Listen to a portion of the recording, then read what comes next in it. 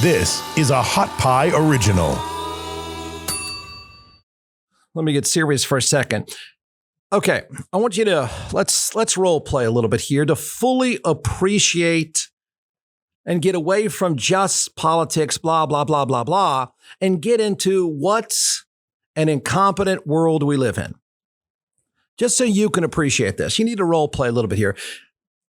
I know you can't imagine because this is why you're a productive human being and you're not in politics. So I know you can't fully imagine, but for the sake of conversation, to fully appreciate what is happening as we speak, imagine if your business ran like the Texas legislature. Let me just think about that. Think about how if you operated in your working life, you would not be working. You would be on your couch. You'd be watching Cuddly Little Bear videos. That's all you would do and smoke pot, I guess. I mean, imagine if your business ran like the Texas legislature. And I don't mean one letter next to the names. I mean the entire place. See, you live in a marketplace, as you know, I hope you know, where it's either grow or die. You adapt to the market or you die. It's a brutal but beautiful thing. It's what's great about the marketplace and innovators in general. Those are the rules that you live by if you're a productive person, and you are. Certainly in this time, in this place, you're more productive than ever because you live by those rules. Imagine if your business had a stated goal to have fewer clients or customers. You know, it's like straight from Office Space. You sit down for your meeting, and the stated goal is we need fewer customers and fewer clients. Could you run more people off? Imagine telling your clients that you have nothing new or better for them.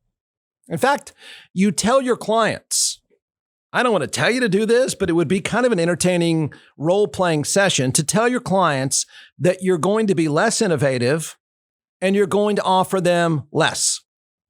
Have a great day. That's politics. I don't think it's an exaggeration. I think it's intentional. It is the equivalent of you calling up a prospective client. Well, wait a second. That doesn't exist because you don't want any prospective clients. If your boss says, hey, did you contact anybody today? No. Good job. Don't find us any more customers or any more clients. In fact, I really want you to run off the ones we currently have. That's politics, and that's politics in Texas. I'm not saying that the proposed legislation is running people off by itself. It is, and that's the intent. The bigger problem is that this is a political process of political theater only. And it's only for their own echo chamber, right? I mean, the idea that politics would be bigger, go back to the days of Ross Perot for just a second, the idea of a third party mattering, to more people getting involved. We are getting further and further away from that. Your business can't operate getting more narrow and more narrow, fewer clients, fewer customers, fewer innovations. You would never operate that way. You'd be Sears and your doors would close. They actually are doing the opposite of what thinking human beings should be doing. They've got to make it more narrow, fewer people, same echo chamber. That's politics. And it's not just the voting bill. It's everything. It's the theater that is coming with this voting bill on both sides, by the way, I would argue. Because it's the stated goal. Fewer people means fewer critics, means less innovation. It's the path of 1975 playing itself out. I get ripped pretty often for saying you're stuck in 1975. Your goal is 1975. I feel pretty comfortable saying the goal is to go back to 1975 and then some. Run everybody off. Call all of your clients up today or prospects.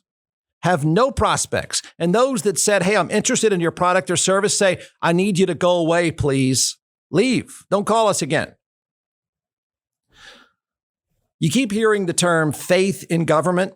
When you hear faith in government, it's faith only from the people currently in the echo chamber.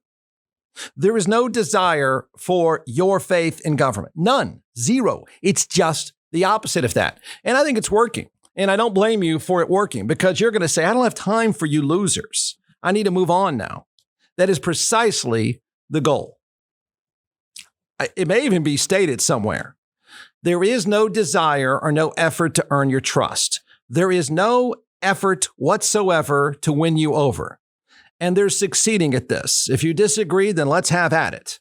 But I think they're succeeding. And I think this past weekend is proof, once again, they're succeeding.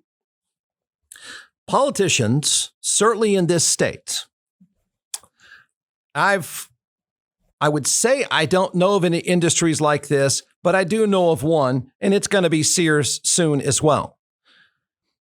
Politicians are succeeding in running off thinking, educated, successful, productive, reasonable people. You're saying to hell with this. I don't have time. It's one of the excuses I give in Austin when people are very critical, saying, well, people in Austin don't turn out to vote. Yeah, because they're doing something else. They don't have time for these losers. They're productive. They can't relate. You can't relate to these buffoons at the Capitol. There's no way you can relate. And they're perfectly fine with that. If you're smart and you're productive, they pretty much would like you to go away. You're too tough to win over. You're too complicated. You're way too smart. So please, I don't want to talk to you anymore. Let me talk to your crazy uncle. That's politics. They want a more radicalized, dumb customer. Imagine a meeting with your boss. You say, I'm sorry, boss, we need dumber people. That's correct. Yes. The smart ones, the ones with money, we don't need them. It's the most backwards plan you can imagine. I do think it's kind of a plan, or at least it's playing itself out in the theater. The theater is not just about the voting bill. The theater is go away, smart people. There is no industry, when you break it down, there's no industry or business more selfish, more myopic, or backwards. None. Because it wouldn't stay open. You wouldn't even go by the door. There's none. Your productive scorecard, your life, your working scorecard is not their scorecard. You have completely different scorecards. And I'm going to say they really do want you to go away. Unless it's your crazy uncle. I bring him. He's fine. You're way too complicated. You're way too smart. I don't need to deal with you. So that's my analysis. Is it simple? Yeah, probably, because I think the plan is that simple. So, of course, the Texas legislature ended the legislative session in an embarrassing train wreck. They're not embarrassed of you because they're making their echo chamber perfectly happy. The echo chamber is getting exactly what it likes. The echo chamber has nothing else to do. They don't care. Just keep super serving it to me, politician. So the Republicans offered the very pressing issue of making voting less convenient. Blah, blah, blah. I know you've heard it. To be clear, they did this for no reason, no other reason than they can. The fascist party of 1975. That's all it is. It got its wish. Technically. Well, not yet technically, but sort of on the way there. But on the way there is exactly my point. On the way there, it gets to be the echo chamber. It gets to talk to the loser, not you, not the person going to work, not the person that cannot relate. It just gets to super serve the loser. It made voting, is going to make voting, going to make the issue of voting more convenient a big deal. The Republican Party has successfully run off urban, most of suburban, educated voters. Goodbye. Get lost. Business is easier without you. No thinking, working, productive human has time for this stuff. You've checked out.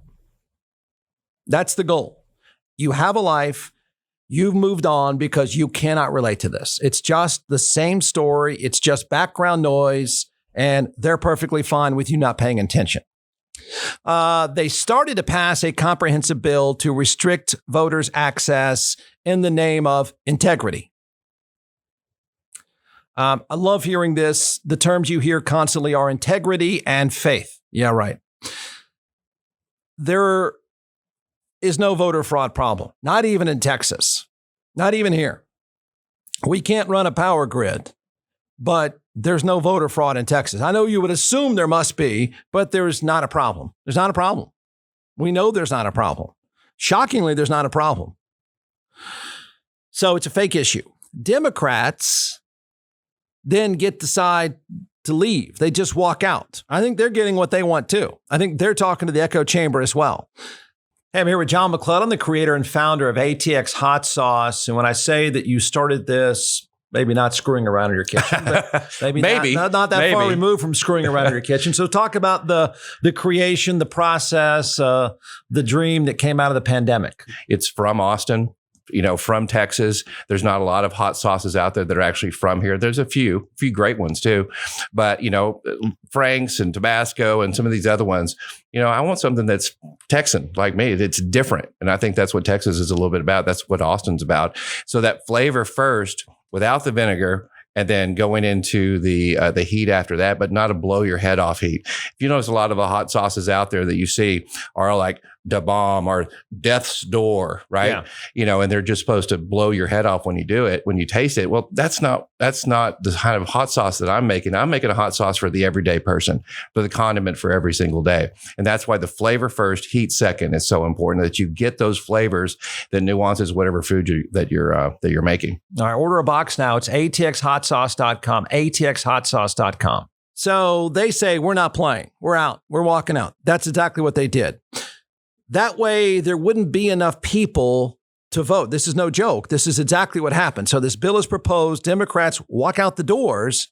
This is cute, fun. They walk out the doors. That way, there's not enough people to vote to allow it to count. It's something straight out of fourth grade, which is precisely the intent. Why did they do this? Because they can. Joe Moody is a state rep. He's on CNN. He explained this.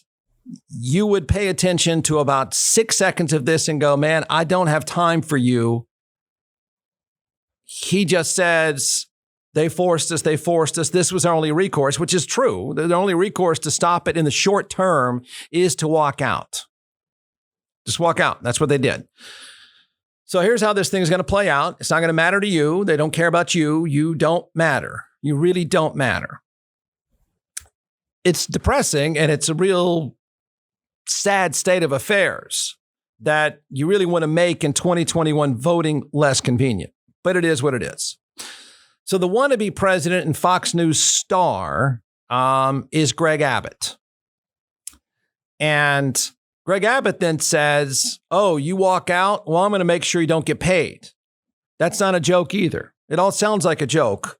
Here are my $6 glasses. SB 7 is what it is. You're tired of it already. It's the Election Integrity Protection Act of 2021. Sponsored by the great Brian Hughes of Mineola and the great Representative Briscoe Cain of Deer Park. Those two places suck. Sorry, they do. But that's not about you in Dallas, Houston, Austin, San Antonio, any place where you're up and working. It's not what it's about. You're not what it's about. This is probably about Deer Park. There is nothing more fundamental to this democracy in our state than the integrity of our elections. Who could be against that, right? Who could be against that concept? What it does, or what it's going to do, because they're going to end up in a special session, which is precisely what they want. They want the theater. They want the echo chamber. So they get to talk more about how the other side sucks. Democrats walk out. You guys suck. Republicans propose a legislation because you guys suck. So you get to flip each other off. It's the Trump model. You get to flip each other off, and that's all the echo chamber cares about. You would never go to work like this. You would never keep a job like this. No one would operate a business like this. The bill would ban drive-through voting or polling places inside tents or other structures. No voting allowed from inside a vehicle except by those with a disability who qualify for curbside voting. Can you believe this? Your entire life is inside your phone, but you can't pull up and just put a ballot in a box? No 24-hour voting or extended hours for in-person voting, which could begin no earlier than 6 a.m. and no later than 9 p.m. Polling places could not open before 1 p.m. on the last Sunday of early vote. There's a reason for all of this. It's to make it less convenient. This is to make sure the person has nothing else to do during the day can stand there at some obscure elementary school and vote. You don't have time for that. Remember what I said? Would you ever do something that would offer your customers less? If the customer said, we need to make this more user-friendly, imagine if you said, no, actually, I would make it less user-friendly. That way you'll no longer be my client. That's politics. Those who help somebody cast an in-person ballot because of a physical limitation or language barrier would have to fill out a form listing their name, address, and relationship to the voter and saying whether they accepted money or another benefit from, quote, a candidate, campaign, or political committee, end quote. Those who drive 3 or more people to the polls for curbside voting would have to provide their name and address on a form provided by an election worker, blah, blah, blah. Voter registration applications could not be sent to prospective voters with their name and address filled in. Just do whatever you can to make it less user-friendly. Imagine if these buffoons took over your business. Would you last till tomorrow? No, you'd be done today, wouldn't you? By 5? By lunch. Let's see. Vote by mail applications could be sent only to voters who request one, blah, blah, blah. And then they decided to up the penalties for violating any of these things. There is no problem. The goal is to make it less user-friendly. Michael McCaul is a congressman from this area. He is not necessarily a part of the fascist wing because he can't be. He's not representing some podunk town in Texas. So his constituents actually get up and do stuff. So he's stuck in this weird place. I'm not quite sure why he did this. I guess he felt the need to reach out to the echo chamber in some capacity. Michael McCaul is a Republican congressman. He's not a doofus. He's not a MAGA hat. Okay, he's not a MAGA hat. But I guess he has to act like one a little bit. He gets stuck in MAGA hat land on CNN trying to explain away the podunk buffoons. Let me ask you, the Texas Senate just voted this morning to pass a sweeping new bill restricting voting rights. A draft bill would ban drive-through voting. It would stop local officials from mailing ballots to all voters. It also would make it easier for judges to overturn an election without requiring evidence that fraud changed the race's outcome. This is not your legislation, but you are a Texas Republican. What do you say to people who look at what's going on with this kind of law and say Republicans are trying to make it harder to vote because they can't win the battle of ideas ultimately? So they're just trying to, for instance, make it tougher for Black Americans to do soul to the polls voting by saying you can only do voting on Sundays after 1 p.m. I mean, that's how it looks to millions of people. Right. And this, as I understand, passed at 6 a.m. I haven't had a chance to look at it or really comment. I know it's going to a conference committee. There are a couple of fundamentals here, though, that I think most Americans do agree with, and that is asking for an ID. When someone votes, I don't believe that's voter suppression. I think, 70% of Americans agree with that idea. And then the idea of verifying signatures, I think, is very important as well. I think what the Republicans here would tell you is that they're trying to make sure that the person voting is the person on paper, so it's a legitimate vote devoid of fraud. Now, we can debate how much fraud occurred in the last election, and Democrats have claimed fraud have happened in the previous elections. But one thing that's pretty clear to me, Jake, is that a lot of the American people seem to have lost faith in our government. They've lost faith in our elections that we need to restore. And I think if we can take measures to take fraud out of the system or any potential for fraud. Now, COVID was a very different circumstance where, you had different voting measures and longer periods of time. And I'm all for longer early voting times, but I'm also for counting the votes during early voting. So you're not waiting a month or two after the election to see who actually won it. But Congressman, I mean, Texas had a very successful, very clean election. And Republicans did really, really well. You won a bunch of congressional districts that Democrats thought they were going to win. The Houston Chronicle reports there are only 43 pending voter fraud charges in Texas. Just to repeat that for our viewers, not 43,000, not 4,300, 43. And only one is from the 2020 election. This, again, I don't disagree with what you're saying about polls and the American people supporting making sure that there isn't fraud. But this goes beyond that. This is, I mean, why would the legislators, not you, why would those legislators make it easier for a judge to throw out election without anyone having to prove that there's fraud? Yeah, and of course, the 70 cases and the presidential got thrown out as well.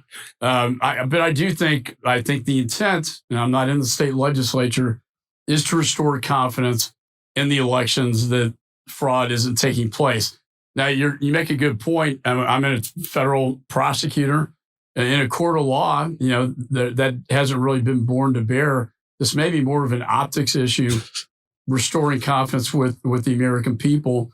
And in my state, you actually do believe there was tremendous fraud.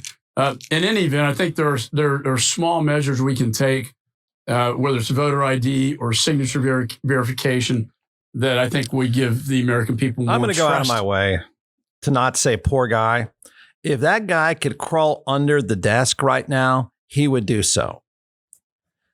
That was awkward at best. I guess somebody said, you need Congressman, you need some FaceTime. You're not a dumbass. You're not a buffoon, but we kind of need you to acknowledge the buffoons and pretend that you think this is reasonable. I think if they keep talking, if you could have those things pop up, the truth pops up above his head. He is a former federal prosecutor. He's not a crazy MAGA. You may disagree with him policy-wise on some things, but he's stuck in this place of trying to pander to dumbasses and really not make any sense whatsoever. I mean, think of the logic of this. I mean, by the way, what Jake Tapper brought up, that's one case. One. It is remarkably secure. I can't think of anything. Imagine the logic. Would you take Ted Cruz, Greg Abbott, fill in the blank, podunk legislator in the state of Texas?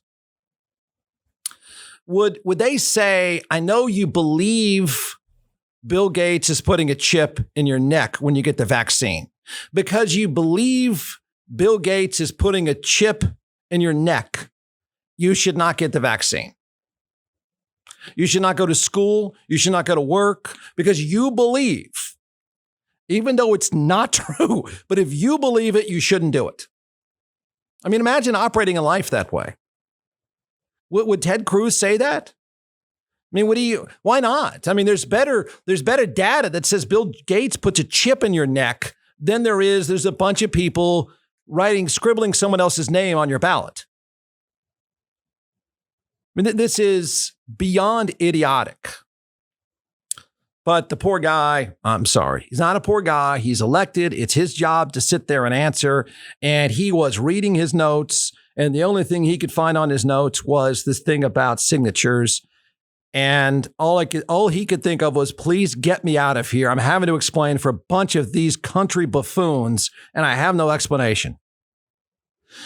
But what really matters, all that matters, is that, yes, he keeps saying to win you over. There is no goal to win you over.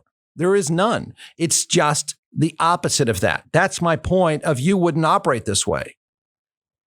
That's blah, blah, blah. He doesn't really mean that. They don't mean that. And I would say the same thing of Democrats. Right now, the goal is, the day is Greg Abbott gets to go on Fox News. Ted Cruz has to find his way to Fox News. That is the measurement each day. That's it. That's the scorecard. That's it. None of the stuff that Michael McCaul just said is the scorecard. The scorecard is, can Greg Abbott, the governor of Texas, get on Fox News before Ted Cruz? That is the only thing that matters today.